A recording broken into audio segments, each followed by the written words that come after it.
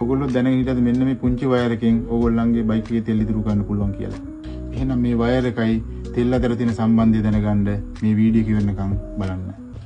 අද මම කතා කරන්න ඕගොල්ලන්ට 135 කාබ්ලේටරේ ඕගොල්ලෝ දැකලා තියෙනවද මේ තියෙන වයර් එකක් මෙන්න මේ වගේ වයර් කෑල්ලක් තියෙනවා.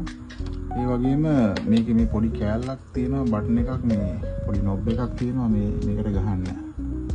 මේ දෙක අතර පොඩි සෙන්සර් එකක් තියෙනවා. මේ සෙන්සර් එකක් ඇත්තටම මේකට කියන්නේ TPS සෙන්සර් එක කියලා. ගොඩක් අය මේක වැඩක් නැති කෑල්ලක් විදියට තමයි අහක දාලා තියෙන්නේ හිතන්නේ වැඩක් නැහැ කියලා. නමුත් මේකේ වැඩක් තියෙනවා. මේ සෙන්සර් එක වැඩ කරන ඕන මේක.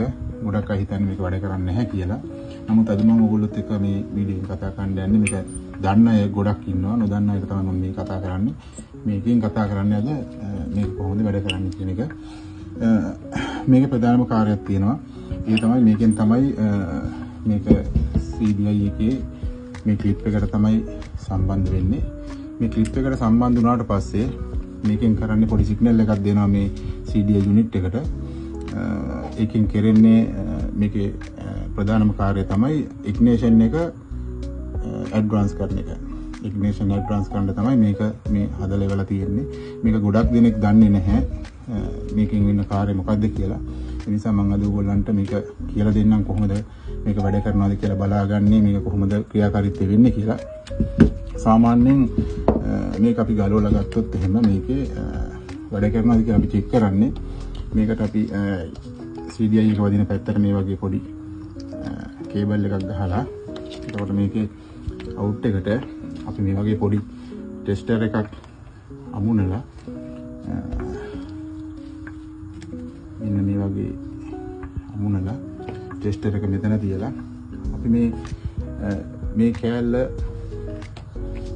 සාමාන්‍යයෙන් මේ තියෙන්නේ මේ සෙන්සර් එක මේ තියෙන කාබ් එකේ ටෝටල් එකේ හිට මෙහෙට යන කෑල්ල මේක මේ ලං වෙනකොට මේක පත් වෙනවා. ඒ කියන්නේ මේ ස්විච් එක මේක ස්විච් වෙනවා.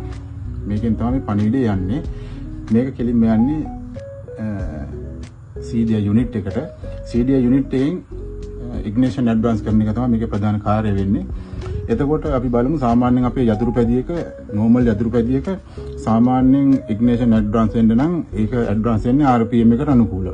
ඒ කියන්නේ RPM එක වැඩි වෙනකොට ඉග්නිෂන් එක වැඩි වෙනවා, RPM එක අඩු වෙනකොට ඉග්නිෂන් එක අඩු වෙනවා.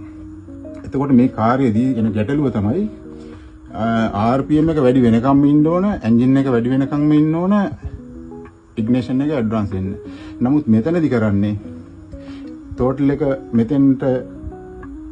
මෙතනින් ගැලවුණ ගමන් මේකෙන් ලං වෙලා තියෙනක ස්විච් වෙනවා. ස්විච් එක ඈත් වෙච්ච ගමන් කෙලින්ම වෙන්නේ එකපාරම අපිට හිතන්න බැරි තරම් වේගකින් CDI එකට පණිඩ යනවා. CDI එකකින් ටක් ගාලා ඇඩ්වාන්ස් කරනවා ඉග්නිෂන් එක. ඒක තමයි මේකේ ප්‍රධාන කාර්යය. මම හිතනවා ඔයගොල්ලන්ට මේ ගැන දැනුමක් ඉන්නේ නැති කියලා.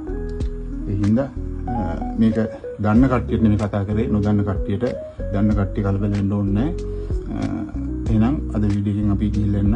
ඔයාලට සුබ දවසක්.